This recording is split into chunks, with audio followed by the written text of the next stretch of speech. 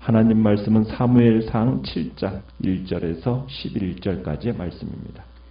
사무엘상 7장 1절에서 11절입니다. 사무엘상 7장 1절입니다. 기럇 여아림 사람들이 와서 여호와의 궤를 옮겨 산에 사는 아비나답의 집에 들여놓고 그의 아들 엘리야사를 거룩하게 구별하여 여호와의 궤를 지키게 하였더니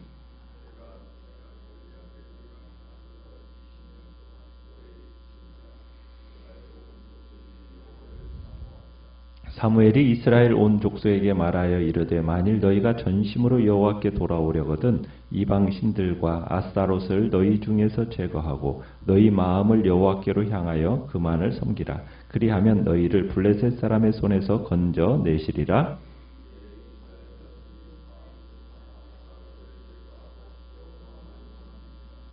사무엘이 이르되 온 이스라엘은 미스바로 모이라. 내가 너희를 위하여 여호와께 기도하리라 하매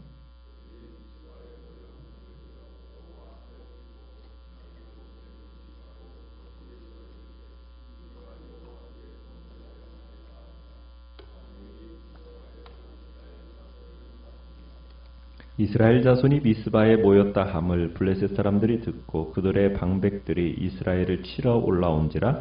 이스라엘 자손들이 듣고 블레셋 사람들을 두려워하여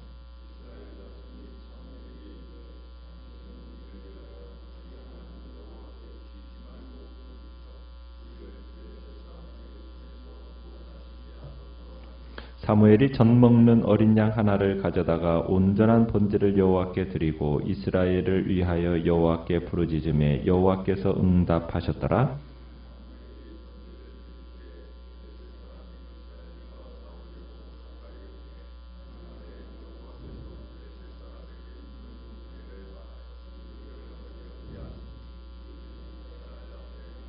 같이 읽습니다. 이스라엘 사람들이 미스바에서 나가서 블레셋 사람들을 추격하여 벳갈 아래에 이르기까지 쳤더라. 아멘. 오늘 말씀의 제목은 회개한 자들의 승리라는 제목으로 말씀을 나눕니다. 사무엘상 우리가 어제 6장에서 블레셋 방백들이 전나는 암소 2마리가 끄는 수레에 언약궤를 실어 이스라엘로 보내면서 블레셋에 임한 재앙이 우연인가 여호와로 인한 것인가 이것을 시험하는 이야기를 보았습니다. 여러분 그때 그 암소는 모성의 본능을 따라서 새끼들이 기다리는 집으로 돌아가지 않았어요. 대신 이스라엘 땅에 향해 울면서 그 언약궤를 싣고 갔습니다. 하나님의 간섭이었던 거죠.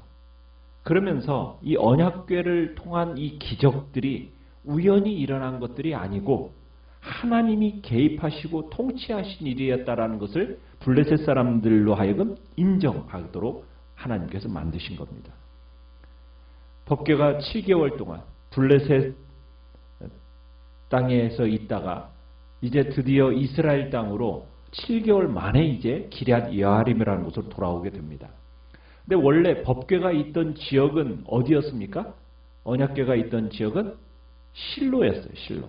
그런데 지금 어디에 머물게 되었다라고 얘기하고 있습니까? 기럇 여아림으로 이 기럇 여아림에 머물게 되었다라고 얘기하고 있습니다. 그러니까 법궤는 돌아왔지만 하나님이 이스라엘 가운데 거하신다고는 아직 말할 수 없는 상태가 계속되고 있음을 우리가 보게 됩니다.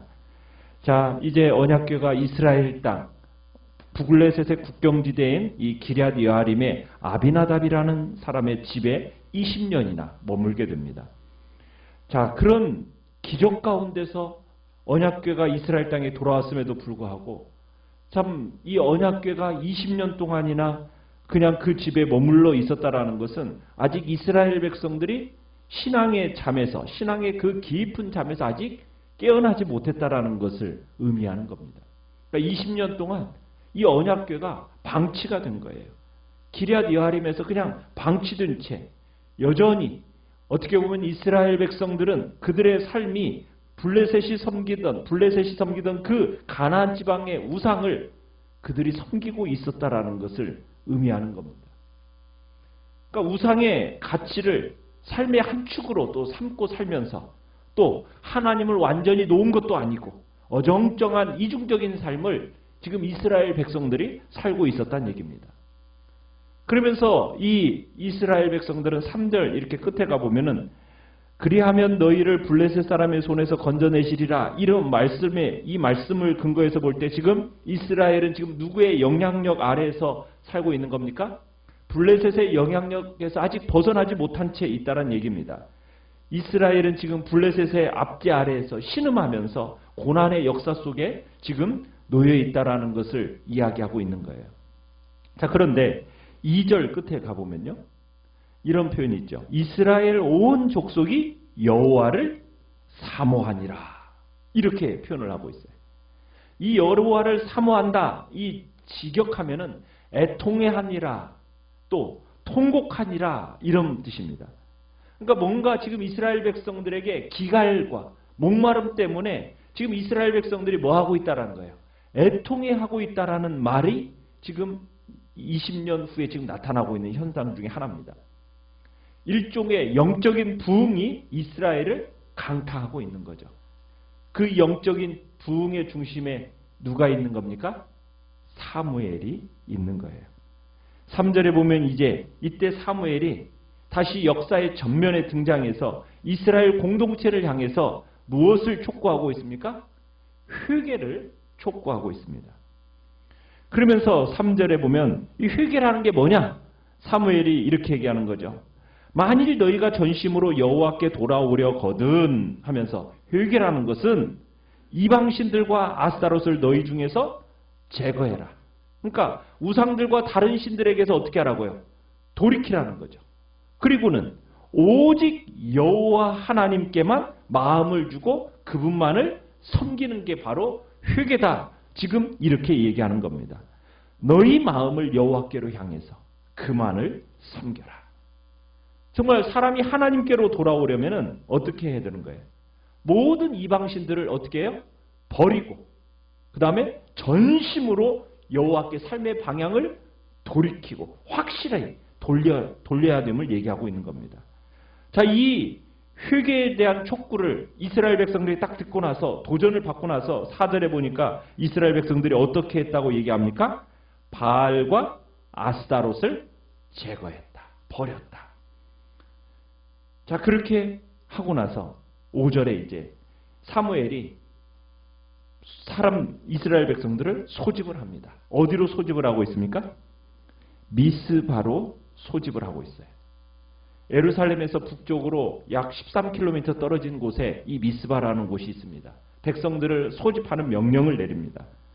자, 사무엘이 이제 역사의 전면에 지금 지도자로 세워지면서 사사시대의 마지막 사사로서 이스라엘 공동체를 다시 미스바의 광장에 소집하고 있어요. 이유가 무엇이겠습니까? 하나님과의 언약 갱신입니다. 시대는 흘러가고 사람은 바뀌어도 하나님과 영원하신 하나님과의 이 언약, 그분의 성실하심과 인자하심은 변함이 없다라는 거예요. 그러니 이 시대에도 이 말씀 붙들어야 산다. 지금 이 이야기를 하고 있는 겁니다. 지금 다시 갱신하고 있는 거예요. 어느 시대든지 이런 언약의 갱신이 유일한 소망입니다. 그 시대의 불인 겁니다. 자, 이 미스바에서의 각성의 집회는 대성공이었습니다. 백성들은 하나님 앞에서 철저하게 회개했어요. 두 가지의 상징적인 행동을 통해서 그들이 자신들의 죄를 자복하고 있는 것을 보게 되는데요. 6절에 보면은 첫 번째, 그들이 한 행동이 무엇입니까? 여호와 앞에서 물을 부었다라는 행동이죠. 물을 부었어요. 이 물을 붓는다라는 것은 어떤 의미가 있는 걸까요? 우리의 현실이 너무도 아프고 절망적이기 때문에 어떻게 보면 생명 연장의 가장 기본 요소인 이 물을 마시는 것도 절제합니다라는 의미가 있어요. 그러니까 이 일을 통해서 물을 붓는 이 행위를 통해서 이스라엘 사람들은 지금 자신의 영적 현실적 상황이 모두 지금 부도 위기에 와 있다라는 것을 고백을 합니다. 그리고는 그들이 유일하게 바라볼 수 있는 자는 누구냐? 여호와 하나님입니다.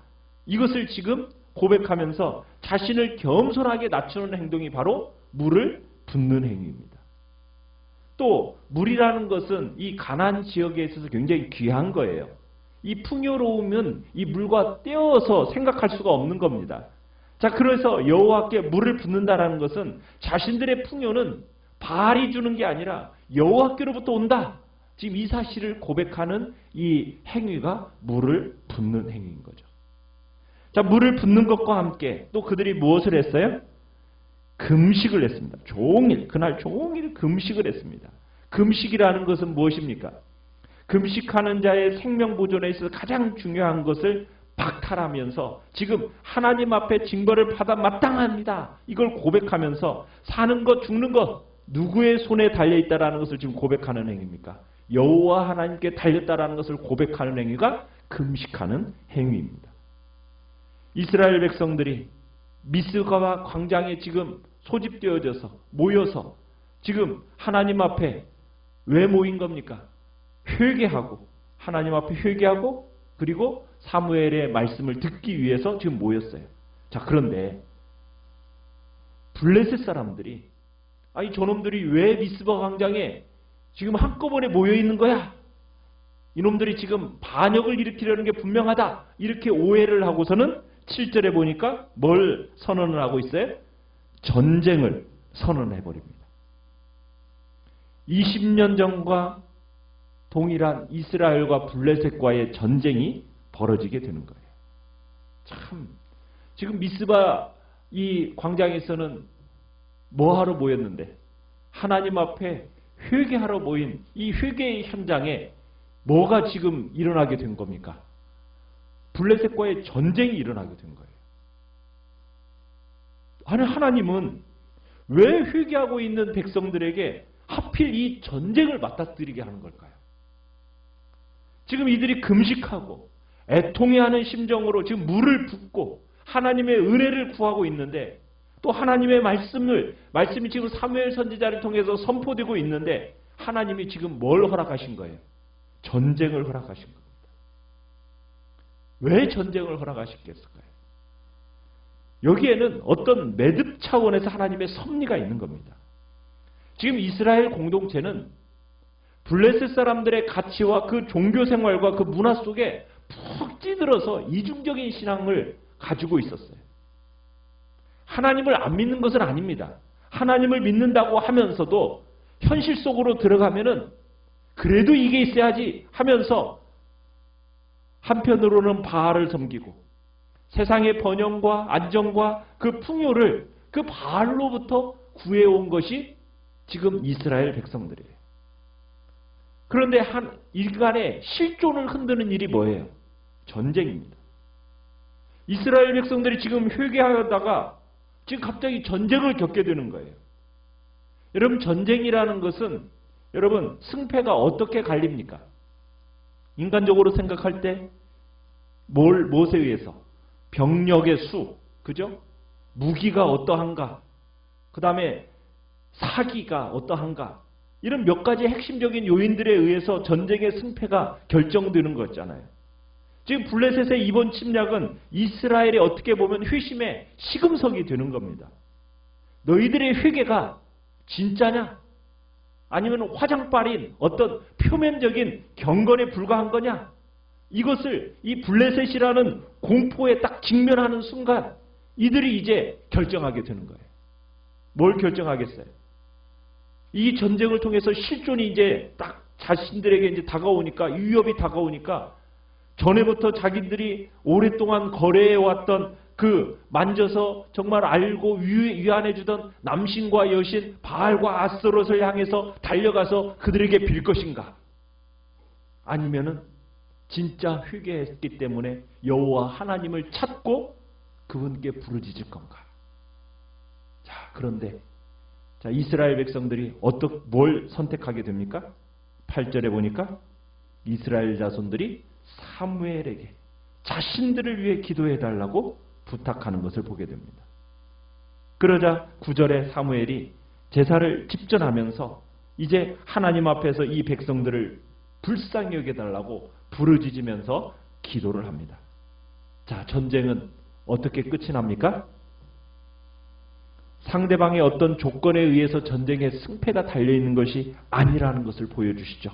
10절에 무엇을 통해서 전쟁이 이스라엘의 승리로 가져오게 됐어요? 그날에 여호와께서 블레셋 사람에게 큰 우레를 발하여 그들을 어지럽히시니 그들이 이스라엘 앞에서 패하게 됩니다.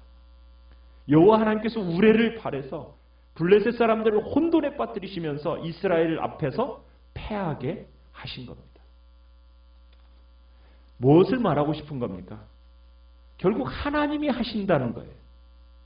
가장 본질적인 실존의 문제에 있어서 하나님이 실질적으로 개입하신 것입니다. 이제까지 이스라엘의 역사가 어두웠던 원인이 뭐예요? 이스라엘 백성들이 하나님을 믿는다고 고백은 했지만 그 고백과 삶이 달랐어요. 삶이. 자신들의 실존의 문제는 실존의 문제고 고백의 문제는 고백의 문제라는 거예요. 따로 사는 겁니다. 그러나 이제 회개의 현장에서 하나님이 뜬금없이 지금 전쟁을 겪게 하시면서 이스라엘 백성들에게 너희들에게서 참된 실존이 뭔가? 그 실존은 바로 나다. 하나님이다라는 것을 지금 가르치고 계시는 겁니다. 뼛속 깊이 각인시켜주는, 그것을 확인시켜주는 거예요. 하나님 이외에 다른 것을 붙이지 말라는 거예요. 복음 이외에 다른 것을 갖다가 붙이지 말라는 거예요.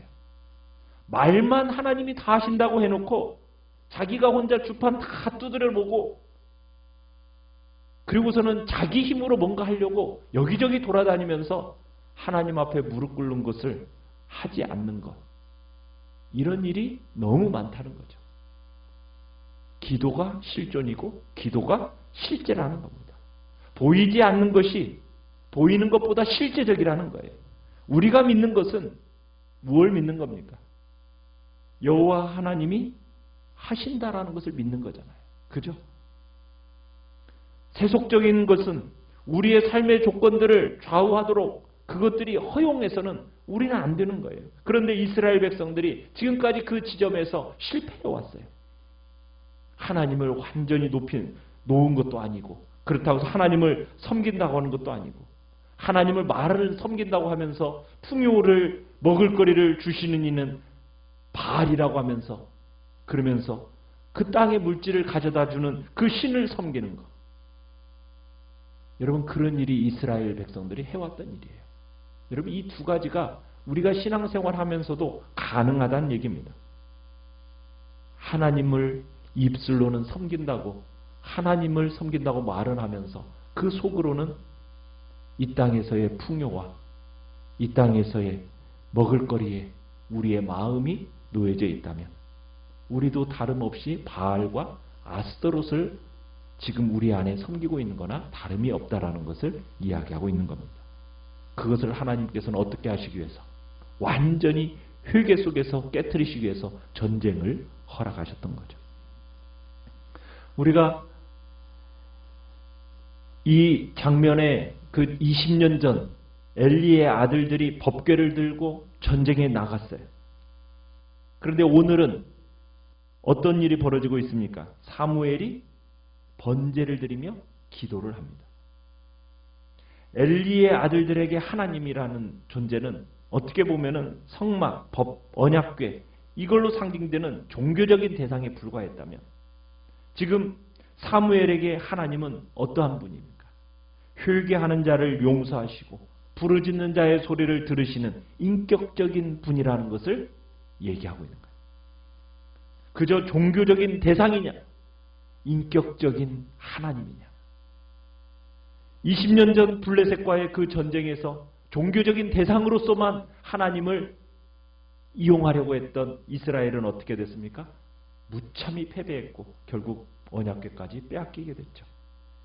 그러나 이스라엘이 미스바에서 회개하고 하나님의 능력을 의지하고 나아갔을 때 하나님께서 그들과 함께 싸우심으로 크게 승리할 수 있었던 겁니다.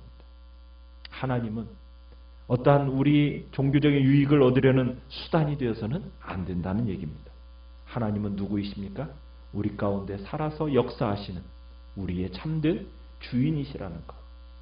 그 인격적인 분과의 관계를 우리가 소중하게 여기면서 우리가 그분과 믿음으로 살아갈 때 이 땅에서 넉넉히 승리가 있다라는 것을 우리에게 보여주고 있는 것입니다. 오늘 한 날도 주님 앞에 온전히 회개함으로 정말 주님과 아름다운 인격적인 관계를 믿음으로 맺어가시고 우리의 인생을 거룩하고 정말 하나님 앞에 거룩한 삶을 살아감으로 오늘 한 날 승리의 복된 길을 걸어가시기를 간절히 축원합니다. 오늘 말씀합니다.